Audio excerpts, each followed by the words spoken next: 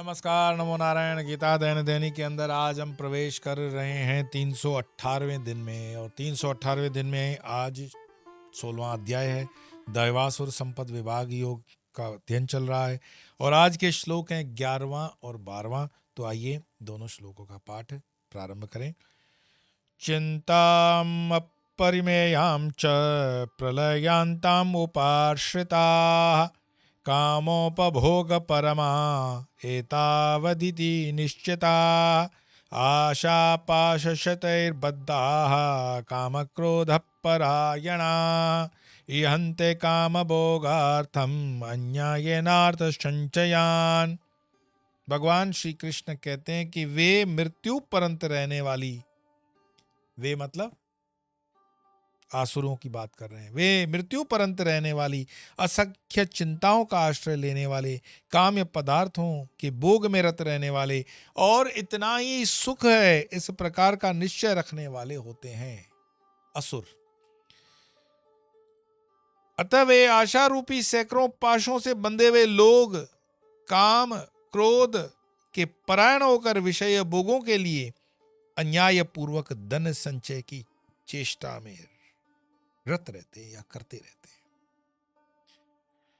असुर करते थे, करते हैं और करते ही रहेंगे, उसमें कोई फर्क कभी नहीं पड़ने वाला। बात यह है कि क्यों ऐसा करते हैं, क्या उनका ये स्वभाव है, क्या उनकी ये नियति है, क्या प्रभु की लीला है, हम कैसे समझें। तो वे मृत्यु पर्यंत रहने वाली असंख्य चिंताओं का आश्रय लेने वाले काम्य पदार्थों के भोग में रत रहने वाले, इतना ही सुख है। राजीव दीक्षित अपने जमाने के बहुत अच्छे प्रेरणा देने वाले वक्ता थे। कमर्शियल नहीं, पैसे लेके प्रेरणा नहीं देते थे, अंट शंट कुछ प्रेरणा नहीं देते थे। समाज का बहुत काम किया, लेकिन असामयिक उनकी मृत्यु हुई। मेरे से बहुत घनिष्ठ उनका आत्मीय संबंध रहा और हम साथ में भी रहे आश्रम पर। अगर आज वो शरीर के अंदर होते तो मेरी तरह गेरुआ में ही होते, उनको संन्यास ही लेना था, लेकिन विधि का विधान। हम बात कर रहे हैं कि इतना ही सुख है जो ये आसुरी वृत्ति है उसके ऊपर। तो ऐसे ही मेरी बात चल रही थी राजीव दीक्षित के साथ। वैसे तो वो स्वदेशी के लिए जाने जाते थे, स्वदेशी के लिए उन्होंने बोला, लेकिन हमने विषय को अलग करके भी पूछा कि वर्तमान भारत के अंदर जो ये समस्याएं हैं धर्मांतरण की, या ये जिहाद, लव जिहाद, लैंड जिहाद जो भी है, इसका कारण क्या है। मैं हमेशा मानता हूं कि हमें प्रॉब्लम पता करना चाहिए और प्रॉब्लम के सॉल्यूशन पे वर्क करना चाहिए। प्रॉब्लम है, प्रॉब्लम है, प्रॉब्लम है, कब तक रोते रहोगे। हर प्रॉब्लम का सॉल्यूशन है, हर प्रॉब्लम का। अगर आप स्तुति प्रज्ञस्य का भाषा समाधिस्तस्य केशव स्तुति किम प्रभाषेत किम आसीत किम व्रजेत किम, स्थिर चित्त भी हो जाओ, समस्या का समाधान मिलेगा। तो हम उस पर चिंतन कर रहे थे। तो निचोड़ जिसको मैं 2 लाइन के अंदर आपसे शेयर करना चाहूंगा, तो ये राजीव दीक्षित ने कहा कि मैंने बहुत अध्ययन किया है, क्योंकि वो धर्माधिकारी जी के शिष्य थे, बहुत अच्छे उनके गुरु रहे। तो उन्होंने कहा था कि तुम पढ़ो, शास्त्रों को पढ़ो, अध्ययन करो, पुस्तकों को पढ़ो लाइब्रेरी में जाकर के, तब पता पड़ेगा। तो उन्होंने काफी पढ़ाई की हुई थी। तो उस आधार पे राजीव कहते हैं कि मैंने बहुत पढ़ा है। जो मुझे मूल में एक कारण दिखता है, सनातनी क्यों सफर करता है और ये आसुरी प्रवृत्ति वाले अन्य धर्म के लोग क्यों मजे मारते हैं, उसका एक ही कारण है। क्योंकि हिंदू मानता है या सनातनी मानता है कि उसका जन्म होता है। हम पुनर्जन्म में विश्वास रखते हैं। तो हमारे अंदर एक मैकेनिज्म है बाय डिफॉल्ट, जन्मजात, कि ये जो है ना, इसका भोग पिछले जन्म में से मिला है, या तो अगले जन्म में देना पड़ेगा। कुछ भी गलती हो जाएगी तो मैं सजा मिलेगी अगले जन्म में। अब अगला जन्म है कि नहीं है उसका प्रमाण ये विषय नहीं है, लेकिन विधर्मियों में इस जन्म का कंसेप्ट ही नहीं है।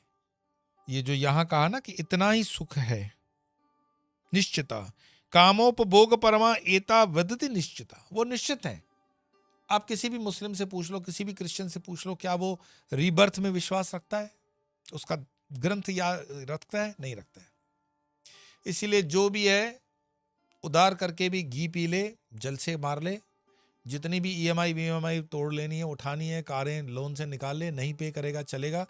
हिंदू डरेगा कि उसको पे करना पड़ेगा दूसरे जन्म में, दूसरे वाले नहीं डरेंगे। हम अपने आप को शास्त्र के आधार पर संतुष्ट करते हैं कि नहीं न्याय तंत्र काम करता है, शनि महाराज दंड देंगे, लेकिन दंड जब देंगे तब देंगे, उसका कोई एक्नॉलेजमेंट तो आता नहीं। हम देखते नहीं जीवन में उसको दंड मिला, फिर कुछ ज्ञानी पुरुष हमको बताते हैं अरे इसी जन्म में दंड मिल जाता है। देखो ना, मुझे बताओ विजय माल्या को कोई दंड मिल रहा है क्या?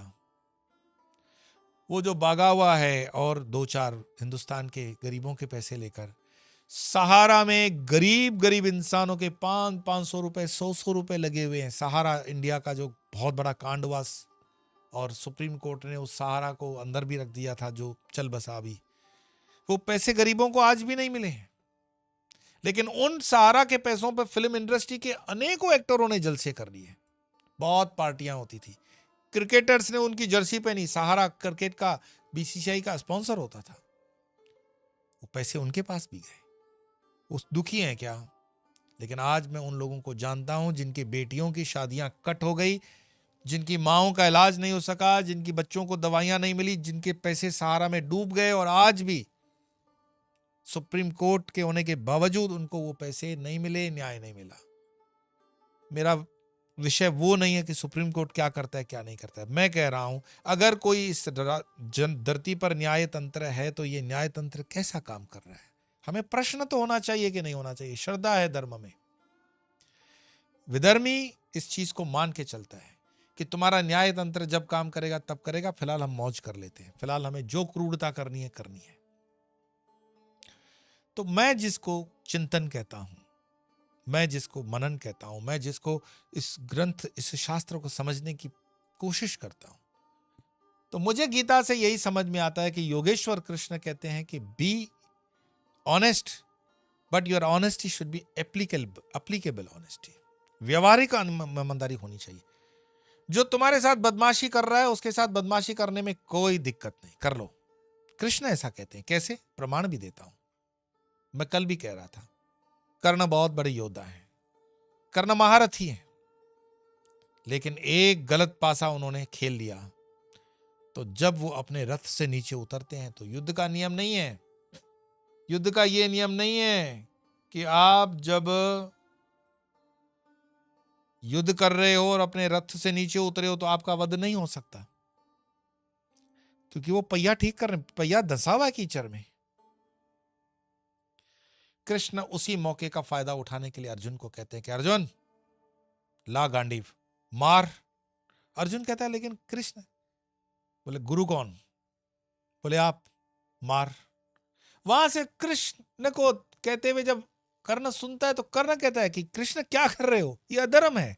बोले अच्छा, अब तुम्हें धर्म की याद आ गई और द्रौपदी को जांग पे बिठाने वाली बात तुम्हें भूल गए, वो धर्म था तुम्हारा। और जब मासूम अभिमन्यु को तुम मार रहे थे, ठाके लगा करके अभिमन्यु को मारा, वो धर्म था। तो एप्लीकेबल ऑनेस्टी। बोले मार। अर्जुन कहता है कि युद्ध नियम, बोले मैं बोल रहा हूं ना मार। और अर्जुन कर्ण को मार देता है। मुझे बिठा दो डिबेट के अंदर कि तुम व्यासपीठ के अंदर सारे जितने भी ज्ञानी हैं उनको बिठाओ, क्या कृष्ण ने गलत किया है या कृष्ण ने गलत ज्ञान दिया है? लेकिन हमारे व्यासपीठ पर बैठने वाले हमारी युवाओं को निर्माल्य कर रहे हैं। ये मत खाओ, वो मत खाओ, ये लेफ्ट हैंड है, ये राइट हैंड है, ऐसा नहीं होगा वैसा होगा, हमें तो अहिंसात्मक नहीं अप्रोच होना चाहिए, हमें तो हिंसात्मक होना ही नहीं चाहिए। इसलिए मैं कहता हूं भैरव की साधना में बढ़ो। श्री त्रिपुर भैरव शक्ति पीठम का आदर्श यही है कि इस राष्ट्र के अंदर वो चेतना जगाना, और उसके लिए 24 जनवरी 2026 से 1000 दिन के लिए अनुष्ठान शाम 8 बजे से 8:30 रोज भारतीय समय अनुसार शाम को अपने देश और अपने सनातन के लिए। अगर भैरव मंत्र बीज मंत्र है तो बीज मंत्र का पाठ करो, नहीं तो भैरव का नाम जप भी करो। भैरव का नाम जप क्या है? ओम भैरवाय नमः, ये नाम जप है। बीज मंत्र है तो बीज मंत्र में माइक पे नहीं बोलूंगा, बीज मंत्र आपको गुरु देते हैं, मुझसे जिन्होंने लिया वो कर रहे हैं, औरों से भी जिन्होंने लिया वो कर सकते हैं, लेकिन अपने राष्ट्र के लिए, सनातन के लिए, धर्म के लिए करो। आसुरी शक्तियां इस समय प्रबल हो रही हैं। जब तक इनको जवाब नहीं दोगे वो समझेंगे नहीं। कृष्ण हमारा आदर्श है, मारो। जब वो कहते हैं मारो तो मार दो। तुम्हारी गुरु के प्रति निष्ठा होनी चाहिए। ये अर्जुन ने पाठ सीखा। आइए 2 श्लोकों का पाठ करके वाणी को विराम देंगे। चिंतामपरिमेयां च प्रलयान्तामुपाश्रिता कामोपभोगपरमा एतावदिति निश्चिता आशापाशशतैर्बद्धाः कामक्रोधपरायणाः इहन्ते कामभोगार्थम् अन्यायेनाथ संचयान्। आज इतना ही। विवेचन करना, विचार करना। कल फिर मिलेंगे, तब तक के लिए नमो नारायण।